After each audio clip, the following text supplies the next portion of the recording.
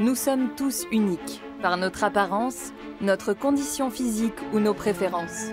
Tous les goûts sont dans la nature, aussi bien en matière de musique que lorsque nous tombons amoureux. Mais sommes-nous vraiment libres dans nos choix? Les scientifiques considèrent que ce qui détermine ce que nous sommes et ce que nous aimons tient plutôt à notre ADN.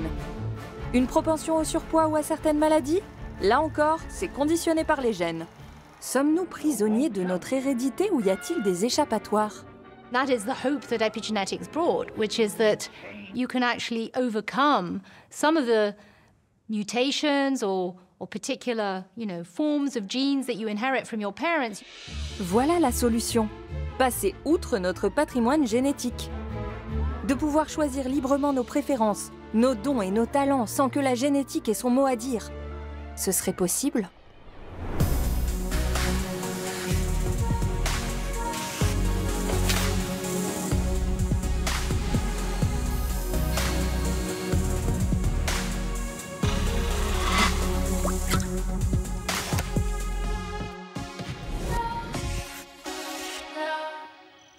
On vient tous au monde avec une hérédité.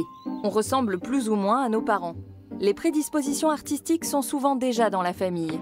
Et si nos géniteurs ne mesurent qu'1,60 m, notre carrière de basket aura un peu de plomb dans l'aile. Il est pratiquement impossible de changer certains aspects de notre personne qui sont fermement inscrits dans notre ADN. Die DNA-Doppelhelix ist das mächtigste und stärkste und auch stabilste Molekül, das wir haben, das auch unsere Entwicklung steuert. Pas moyen d'y échapper? Il semble pourtant que le même ADN puisse donner des résultats différents. Sinon, deux jumeaux se développeraient exactement de la même façon. Ils seraient tous les deux musiciens, par exemple. Mais ce n'est pas le cas. Alors comment fonctionne l'ADN? Sur le plan biochimique, l'ADN se présente comme une molécule composée de sucre, de phosphate et de très nombreuses bases rangées par paires. L'ADN contient près de 3,2 milliards de paires de bases, dont une partie infime détermine par exemple la forme de notre oreille. Toutefois, toutes les cellules de l'oreille contiennent le génome entier, et pas seulement les informations concernant notre oreille. Le projet Génome humain a permis de connaître l'emplacement de toutes ces informations. Today we are learning the language in which God created life. Cette annonce date de juin 2000. Mais le séquençage complet du génome humain n'a été achevé qu'en 2022. Comment fonctionne ce langage qui nous constitue?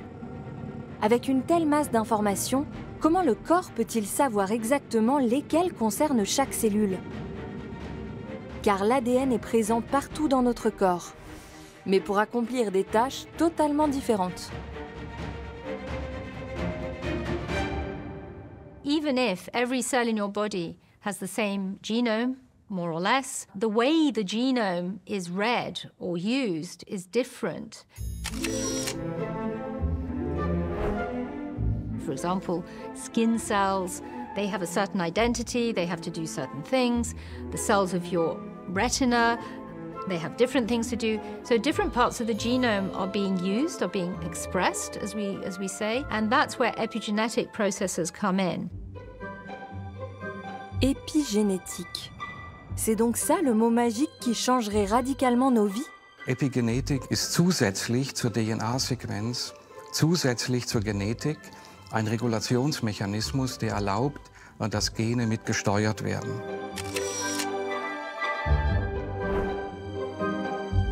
L'épigénétique veille donc à ce que les cellules de l'oreille utilisent les gènes dont elles ont vraiment besoin. Dans ce cas, les gènes destinés aux cellules du foie sont désactivés au profit de ceux utiles à la structure du tympan. Ce contrôle des gènes offre d'immenses possibilités. Pourrions-nous intervenir sur les gènes qui provoquent des maladies mortelles héréditaires? Ou activer des gènes qui nous rendraient plus sportifs? Il ne serait pas nécessaire de modifier l'ADN, mais seulement d'opérer les bons branchements. So there was epigenesis on the one hand, which means development, and then genetics. They were brought together to make this word epigenetics. And in today's definition, epigenetics is the changes in gene activity that can be stable, but do not involve changes in DNA sequence. Reprenons. On ne modifie donc pas directement l'ADN, mais on optimise les données qu'il véhicule. Comment peut-on expliquer ça? So one illustration of our DNA would be to look at a very thick book.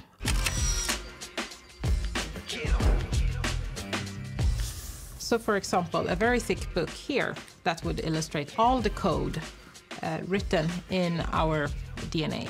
And of course, it's a lot of information, and we don't need all of this information at the same time everywhere in the body.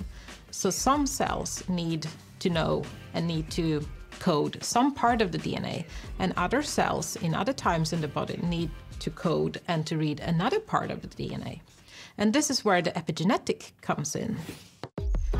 So for example, to be able to tell these different cells exactly what to read where in the body, we would need this type of epigenetic marks. These marks will then be located across the whole genome in different places. And then these notes here illustrate exactly these different epigenetic marks and how they are helpful in order to read the complete DNA and to tell us where to read and where not to read at a certain time in life, in a certain cell, in a certain tissue. Les séquences de notre ADN sont donc constellées de marques qui servent à indiquer si telle information est pertinente à tel endroit ou non. Ces séquences d'ADN constituent nos gènes. Grâce aux informations qu'ils contiennent, notre corps produit les protéines qui conditionnent notre aspect physique et nos fonctions corporelles. Le marquage épigénétique peut déclencher ou bloquer un processus. L'épigénétique peut aussi intervenir sur des séquences d'ADN mobiles pour les transporter à un endroit souhaitable. Die DNA-Doppelhelix, also der blaue Schlauch, wenn man ihn voll aufspulen würde, wäre er 2 Meter lang und passt natürlich nicht in einen ganz kleinen Zellkern von nur 10 Mikrometern. Der DNA-Faden wird geschützt und aufgespult über Proteinkugeln, das sind diese weißen Plastikzylinder. L'ADN et les billes autour desquelles il s'enroule forment ce qu'on appelle la chromatine. Et cette structure est presque aussi importante que l'ADN lui-même, car c'est à ce niveau qu'interviennent les modifications épigénétiques. Eine Funktion des Chromatins besteht darin, dass sich Chromatin sehr dynamisch entweder öffnen kann, damit wird die Zugänglichkeit zum DNA-Faden ermöglicht und Genaktivität kann stattfinden. Chromatin kann sich aber auch schließen und damit wird die Zugänglichkeit zum DNA-Faden behindert und Genaktivität wird damit auch nicht mehr in dem Maße möglich. Si on pouvait activer ces mécanismes à notre gré, cela reviendrait à contrôler tout le processus. Et ça nous libérerait définitivement du carcan de notre hérédité.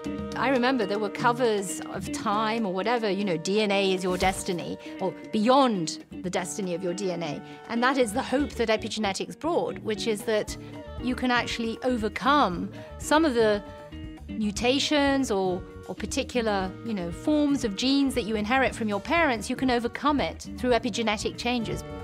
J'imagine qu'il y a un mais, alors venons-en au fait. Dans quel domaine l'épigénétique peut-elle vraiment améliorer les choses? Definitely, epigenetic approaches provide a huge potential in thinking about how the genome can indeed be modified and therefore in some ways repurposed, particularly in the context of disease, where it's much easier to change an epigenome or epigenetic modifications. On en est là. L'épigénétique peut-elle aujourd'hui désactiver des gènes responsables de maladies mortelles, comme le cancer? En France et en Allemagne, celui-ci touche près d'1 personne sur 2.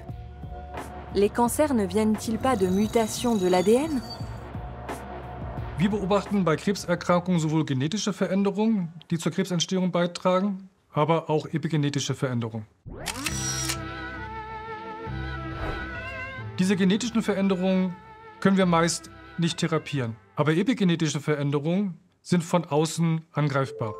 Dans de nombreux types de cancers, les chercheurs ont isolé la cycline D1 comme un agent important de notre ADN. C'est ce qu'on appelle un proto-oncogène. Bei der Krebsentstehung sind 2 Gruppen von Genen von besonderer Wichtigkeit. Das sind einmal die Tumorsuppressorgene, die passen auf, dass die Zelle sich nicht unkontrolliert teilt. Auf der anderen Seite die Proto-Onkogene, die die Zelle durch den Zellzyklus treiben, das heißt eine erhöhte Teilungsrate verursachen. Le cancer rend la cycline D1 hyperactive pour accélérer la division cellulaire de la tumeur. Et ce n'est pas tout. Les gènes suppresseurs sont rendus inactifs par marqueurs épigénétiques. Wenn man diese falsch gesetzten epigenetischen Markierungen an einem Tumorsuppressorgen verändern könnte, sodass das Tumorsuppressorgen wieder angeschaltet wird, dann wäre das natürlich eine gute Möglichkeit, das Tumorsuppressorgen wieder zu aktivieren und die Tumorzelle zu bekämpfen. La recherche a fait une découverte capitale. Le cancer ne résulte pas seulement d'une mutation de l'ADN. Les réglages épigénétiques aussi sont altérés.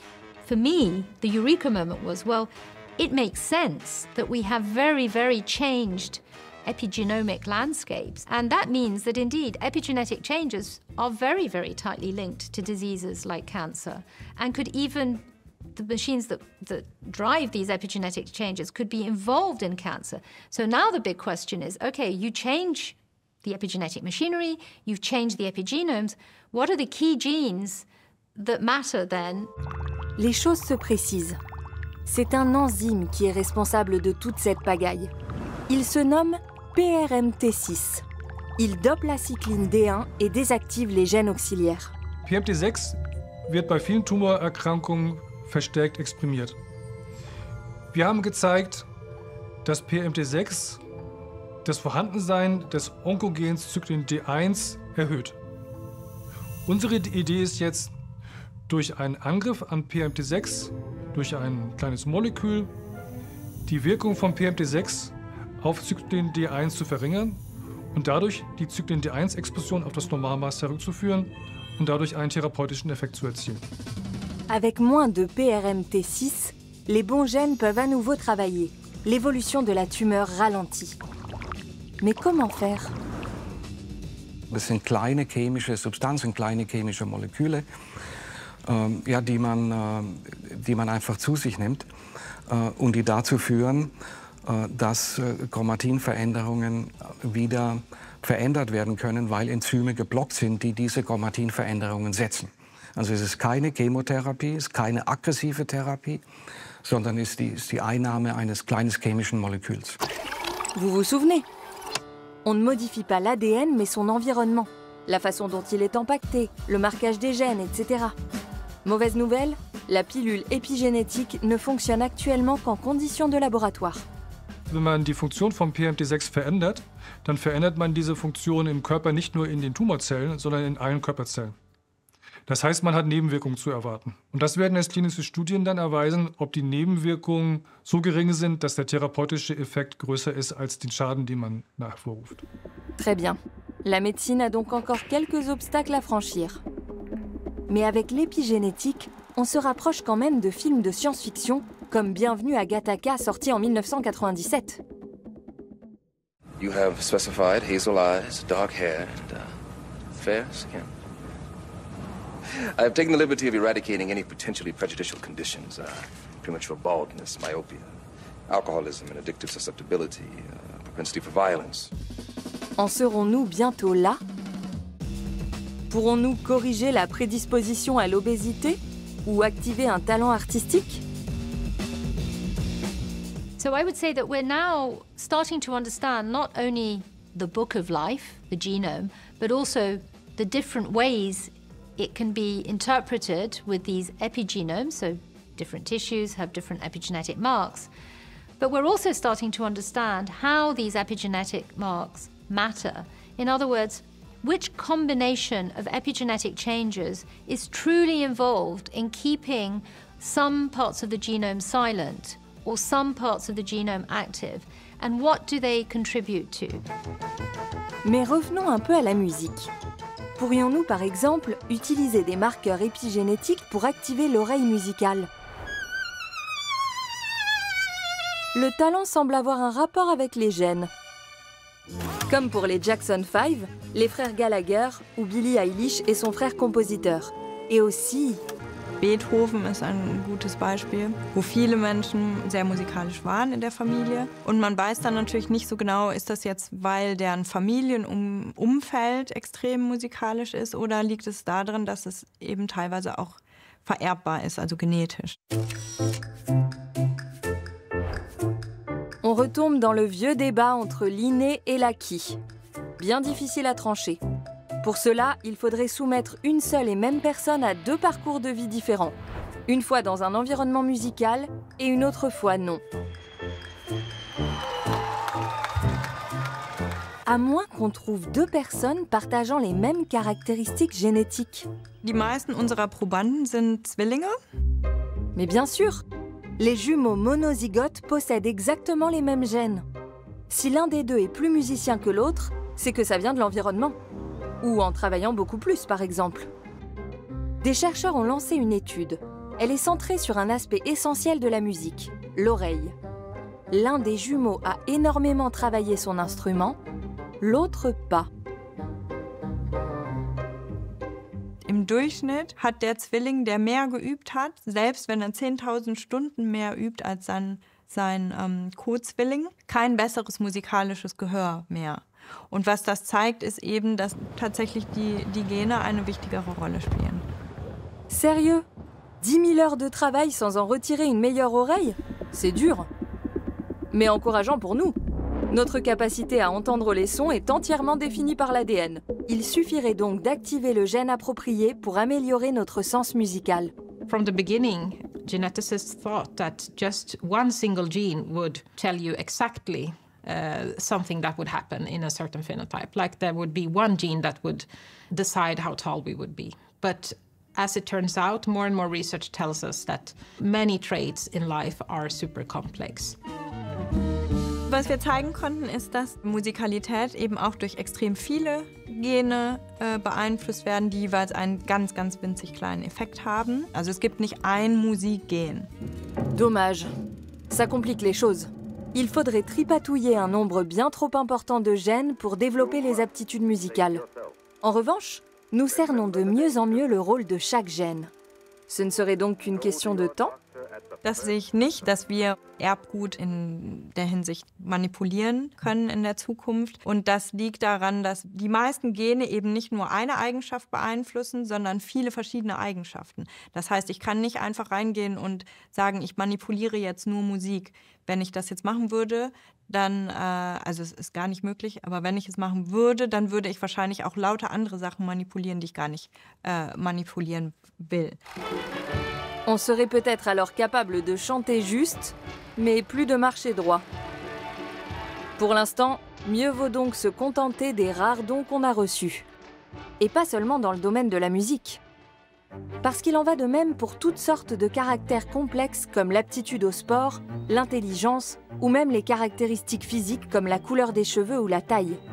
L'épigénétique n'est donc pas près de nous fournir un catalogue d'options à la demande. L'interaction des gènes est beaucoup trop complexe. En attendant, la science a fait une nouvelle découverte. Le facteur environnemental intervient lui aussi dans ce domaine. En le combinant avec l'épigénétique, on devrait parvenir un jour à modifier des caractères complexes. Epigenetics has really been described as being in the interplay between genes and environment. And this is because it's influenced already by our genes, the types of nucleotides that we are born with in our DNA code, but it's also influenced at the same time by environmental factors. Ce sont des événements dramatiques qui ont permis aux chercheurs de constater l'influence de ces facteurs environnementaux. Plus les catastrophes étaient importantes, plus leurs répercussions apparaissaient clairement. À Munich, l'Institut Max Planck de psychiatrie a mené une étude auprès de 20 témoins des attentats du 11 septembre 2001. Ils ont tous assisté de près à la collision des 2 avions avec les tours et en sont ressortis traumatisés. Diagnostic: trouble du stress post-traumatique. Les chercheurs ont comparé ce panel avec un autre groupe de personnes qui avaient vécu le même événement mais ne souffraient d'aucun trouble. L'observation de l'épigénome des traumatisés montrait qu'un grand nombre de gènes du stress étaient hyperactifs. Les gènes n'avaient pas été modifiés, mais leur expression n'était plus la même. La médecine espère un jour pouvoir en tirer une thérapie. Tout ce qui nous arrive au cours de notre vie semble agir sur notre épigénétique.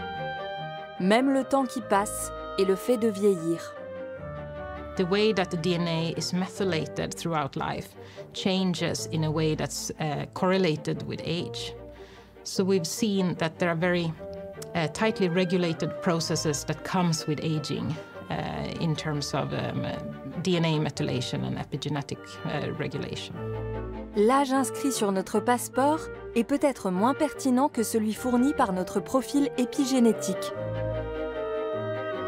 We have seen in many research studies that if you are biologically younger, it means that you also have a lower risk for many diseases of aging, and you also have a lower risk for death compared to your colleagues of the same age, for example. Pouvons-nous stopper le processus de vieillissement, ou peut-être même l'inverser, en remettant à zéro toutes les modifications épigénétiques, et relancer ainsi la roue de la fortune de la vie?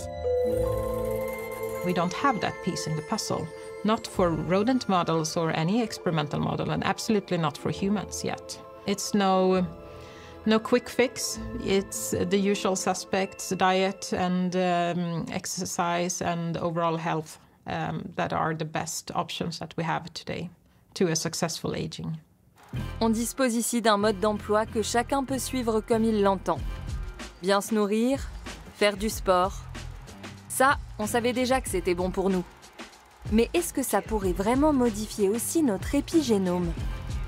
Des chercheurs de l'Université de Copenhague ont étudié l'épigénome de personnes sportives et non sportives et trouvé plus de 700 différences. Chez les sportifs, il y avait beaucoup moins de marqueurs épigénétiques sur les gènes responsables de la construction musculaire et de la production d'énergie. Ces gènes étaient donc plus actifs que ceux des non-sportifs. Pour une autre étude menée à l'université Shinshu, au Japon, 200 personnes âgées ont suivi un entraînement sportif régulier. Les chercheurs ont pu constater des modifications sur un gène responsable de réactions inflammatoires. Le sport avait donc modifié l'épigénome et réduit les risques d'inflammation sur les personnes âgées. Diese Unterschiede im Lebensstil, in der Lebensgestaltung schlagen sich nieder in der Genaktivität und auch in einem veränderten epigenetischen Chromatinprofil. On n'a rien sans rien. Mais encore faut-il que le jeu en vaille la chandelle. Et pas seulement pour nous, mais peut-être aussi pour nos descendants. Die Weitergabe erworbener Information und die Vererbung epigenetischer Information über mehrere Generationen ist eine große Frage. Es ist eine große Frage, die auch gerade in der Grundlagenforschung sehr aktiv diskutiert wird. Ce champ d'étude a été initié à la suite d'observations faites pendant l'hiver 1944-45. Aux Pays-Bas, à l'époque, la ration alimentaire moyenne était inférieure à 1000 calories par jour. Et les femmes enceintes ont alors donné naissance à un nombre accru de bébés de faible poids. Mais par la suite, on a constaté parmi eux un nombre élevé d'enfants en surpoids. Wenn sie wenig Nahrung bekommen, dann bekommt auch ihr ungeborenes Kind wenig Nahrung. Dadurch könnte es sein, dass ihr ungeborenes Kind auf eine Umwelt vorbereitet wird, wo Nahrungsmangel herrscht. Mais les enfants n'étaient pas préparés épigénétiquement à manger plus pendant l'après-guerre et sont passés rapidement en surpoids. Plus tard, leurs enfants ont à leur tour été en surpoids. Les chercheurs se sont alors demandé si l'expérience traumatique de la faim vécue par ces femmes s'était transmise aux générations suivantes, ou si ce développement des petits-enfants s'expliquait par le parcours alimentaire perturbé de leurs parents. Les scientifiques n'ont pas encore de réponse précise. Certaines études ont montré que l'information épigénétique pouvait se transmettre par l'hérédité, mais pour l'instant, seulement chez les levures, les vers ronds et les mouches drosophiles. D'autres concernent les mammifères. Experimental sind das die Mausmodelle und dann in der möglichen Übertragung auch für den Menschen ist das weit weniger gefestigt. Pour le moment, contentons-nous de pédaler pour améliorer notre épigénome personnel. Ça ne peut pas faire de mal. Et pendant ce temps-là, la recherche sur le potentiel de l'épigénétique progresse. Maybe with epigenetics we can learn how to switch on and off certain genes in certain locations in our body, certain tissues, which could then help to perhaps prevent or delay a disease that we know may come later in life. So I think that this is the idea, that we can have potential with epigenetic control, of course. The genes are important, but it's not everything. And your genes are not your whole destiny. Das wäre auch eine eine Zukunftsvision, die ich gerne unterstützen würde, dass man durch die Erkenntnisse der epigenetischen Forschung ein Leben länger führen kann, gesünder führen kann und dass man auch weiß, was dafür molekulare Mechanismen sind. Pour les choses complexes comme le talent musical, nous restons pieds et poings liés aux données fournies par notre ADN. Für manche ist es dann vielleicht auch tröstlich, dass ihr Nichterfolg im musikalischen Bereich nicht nur zu wenig Übungsstunden zuzuschreiben ist, sondern einfach dem, dass sie genetisch nicht so viel Glück gehabt haben im musikalischen Bereich. Oui, c'est plutôt rassurant. On ne peut pas être bon partout. Mais le mieux, c'est quand même de pratiquer une discipline qui nous fait plaisir.